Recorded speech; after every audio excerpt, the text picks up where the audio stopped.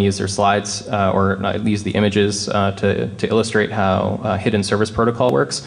Now, I'm going to assume that most of you in the audience know how Tor works in general, how circuits are established. This is just sort of like plus on that. It's like a one step up, like how you can use it to provide a service from Tor. And I'm also going to talk about jurisdiction hopping solutions. And then we'll talk a little bit about direct action. I think you guys will have fun with that one. So for our intents and purposes, we're going to consider Alice to be the user and Bob to be the ISP. Bob is going to create a circuit into the Tor network, and he's going to choose 3 introduction points. And then he's going to list those introduction points with his public key into a directory server. Alice is then going to look at this directory server and for an identifier, which is usually something like foobar dot, well, it's not an easy name. It's some obscure identifier dot onion. And so if you know about this obscure identifier dot onion a priori, you can go to the directory server, look it up, get the public key and the introduction points. Alice is also going to then pick a rendezvous point. And so she's going to create a packet that's basically encrypted with a public key. It has this, this one-time token, and she puts the rendezvous point and sends this through one of the introduction points that Bob's chosen, which then forwards it on to Bob. So Bob, the ISP, now gets that and meets Alice over at the rendezvous point, using the one-time secret in order to, authenticate to Alice, yes, you contacted me and this is me. And then they establish a secure encrypted connection. And I think the important point here is, I mean, the arrows aren't really illustrating it, but there's a circuit on either side here, a Tor circuit, that is going to protect, well, I guess I can't really hit that without blinding Tiffany. So that's going to protect the identity of both the ISP and the user in this case. This seems like a completely workable solution for providing censorship-resistant hosting, but there are actually some drawbacks to using Tor. And I don't know if any of you have used it. I'm sure you guys have, actually.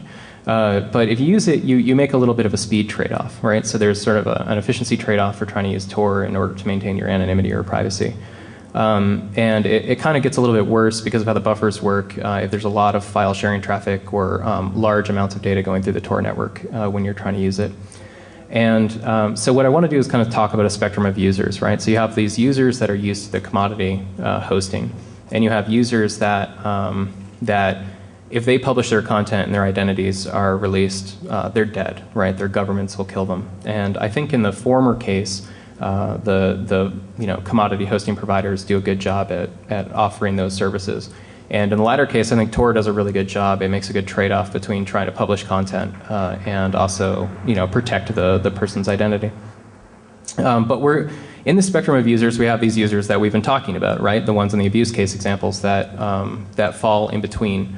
And those people need something that's maybe still a little bit fast, that looks a little bit like traditional hosting, but doesn't suffer all of the censorship implications.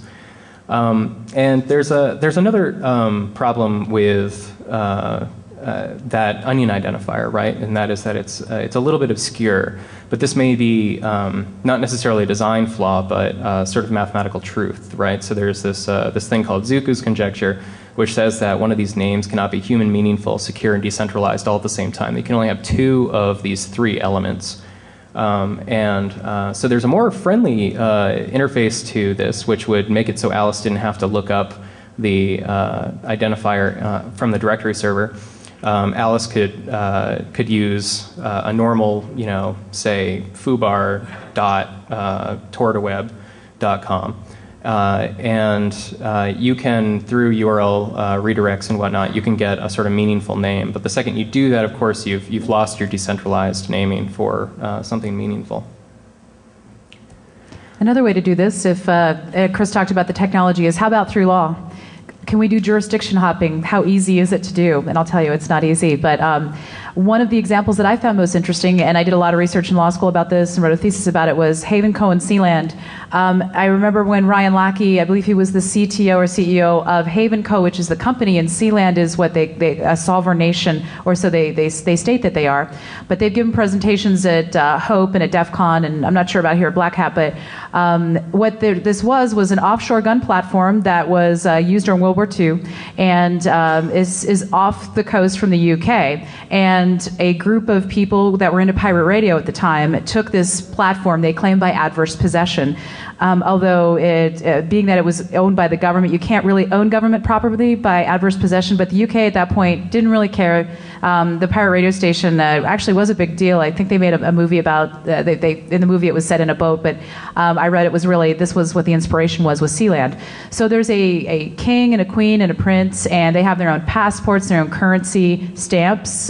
Those go for quite a bit, but it's quite interesting that they claim that they are a sovereign nation, and under international law and law of the sea actually applies to this as well, is how far off are they off the coast from the UK?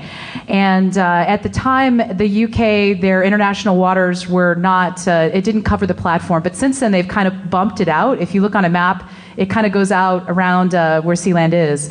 And Sealand, I believe it was in like 2000, during like the dot-com boom, they decided what they were going to do was do internet, like hosting, a hosting company there, and that was called Haven Co. So Ryan and Avi went out there and set up this company, and they had a lot of servers out there. They claimed that they would not reply or respond to any U.S. Subpoenas or warrants that were issued. Now, their connection to the internet, though, was a cable under the ocean. They were saving up to be able to get a satellite uplink, but I don't think that happened. So one of the biggest vulnerabilities for them was that for their internet access for all their clients, it was a cable under the ocean. At any time, the UK could have severed that connection. They didn't have I don't believe at the time, I don't think they had a redundancy.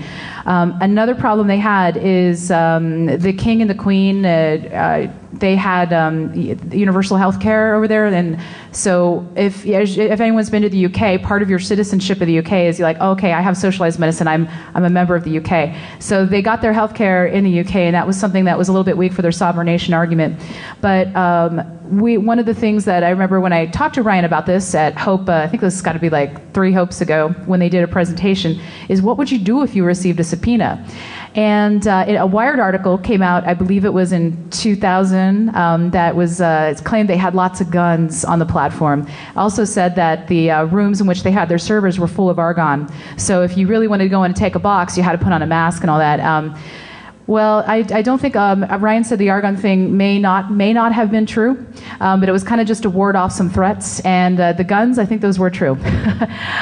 It's difficult to get there. You have to take a helicopter or like a really scary boat ride out there. But were they subpoena proof? Well, I believe it was a year or two ago, the king and queen of Sealand wanted to get the UK to declare them a sovereign nation. And they had a petition going, I believe, with signatures and all that, and they were not successful. And then they had a huge fire, and Sealand was burning. And who came to save them? It was the UK Navy. So they put out the fire, and relying on that type of infrastructure with the UK weakened their jurisdiction type of argument a little bit. But what was difficult was I think I haven't found an example, whether it's Sealand or it's servers in places where the U.S. is going to have trouble if they have subpoenas or warrants they want to serve on people. I would never say that it's subpoena proof, subpoena resistant, just like we are censorship resistant. Proof is difficult to say. So is Sealand a sovereign nation or not? The arguments that I've seen, the academic arguments, even go as far as it's a platform and it's on a pylon that goes into the sea, and it sits on the shelf. This is law of the sea. That is part of the shelf for the UK. Now, whether it's connected, like actually in the shelf, or I looked at some drawings of how Sealand was built, but it was like a boat they sank. This was back in during World War II era. They sank a boat and sand and stuff filled it. So Are they their own nation? It's hard to say, but I've read, there was also, I got to mention, there's a great article in Wired about floating islands that are in international waters. So jurisdiction hopping in the future may be some way that you might be able to have censorship-resistant locations. But short of having your own army, I suppose, and your own laws, it's challenging. It would be challenging. But right now, I think it's hard to say that anything is subpoena-proof or jurisdiction, that it's its own jurisdiction that can't be served or found by the U.S. or whatever your government is from which you originate. But when I talk about this, if you are looking to do jurisdiction hopping, I do know there are services out there. In fact, we have a box in Sweden right now where we're putting some stuff such as some content about the case that we're telling you about now. And we're not doing it to obstruct justice. With proper warrants and subpoenas, it's reachable, but it's more difficult. So if you have well, it's possible, like I said, it's resistant but not proof of these subpoenas and warrants being served for us to turn over or shut down content on a box in Sweden. Iceland is also becoming a country that they're claiming to be a haven for data. So I want to talk a little bit about what we're working on with regards to jurisdiction hopping. So we're pulling together a bunch of tools that are trying to build this censorship-resistant infrastructure. And we have development nodes in San Jose, we have them in Oakland, and we have one in Sweden.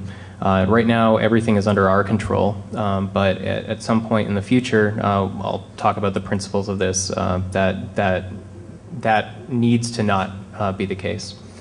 So, of course, our hopes are we can gain censorship-resistant hosting, maybe subpoena resistance through this, and that really what we're talking about is something that feeds that middle spectrum of users, right? That this is a sort of stopgap solution to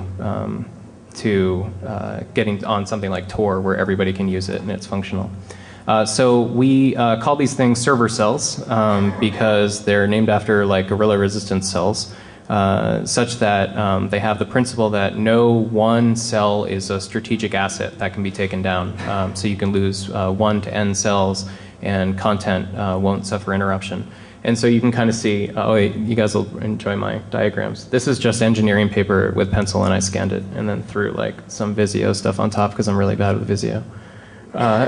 So here's the internet. We have these cells in Oakland, San Jose, and Sweden, and they're connected through a virtual private network to data sharing.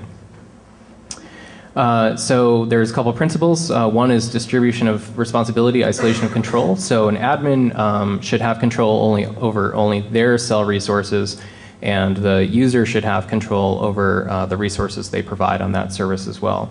So if I'm the admin and there's a service, call it an HTTP service for foobar.dod.net, and it gets a takedown notice, I can actually say, okay, well, this can't be hosted in the cells that I control under my jurisdiction. So I can say, okay, this is going to be in San Jose or Oakland, but it can still be provided in Sweden. Now, this is in the case where we're still not in control of the Sweden box. Now, but the user can say, hey, you know, Sweden's way too far away. I don't want to offer my content there.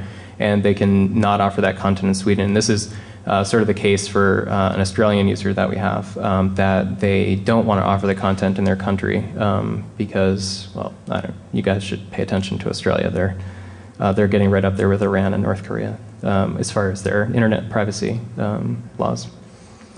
So then the other principle is that we should have redundancy of data. That is, that it needs to be in more than one jurisdiction at a time, and that a resource should have jurisdictional resilience. And part of the redundancy of data is the jurisdictional resilience, but that it should enjoy jurisdictional diversity. And there's an important thing here is that no individual or organization should be in control of all nodes of the network. If they are, then in certain cases, you know, something that's hosted in Iran or Australia, if an admin is there and they have access to the boxes in Sweden or somewhere else, then they can be coerced into into releasing information or taking that content down. And so the principle here is that you wind up with different sets of individuals and organizations in different countries, all in control of cells that work off the same infrastructure.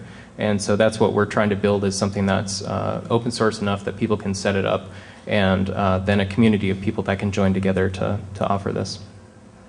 And we could certainly use developer help, so if any of you are interested. And so I think you guys are going to like this one. I'm going to go a little bit fast, but I want to do a thought experiment. So again, I want to remind you of the guilty until proven innocent 10-day denial of service attack, the backdoor takedowns.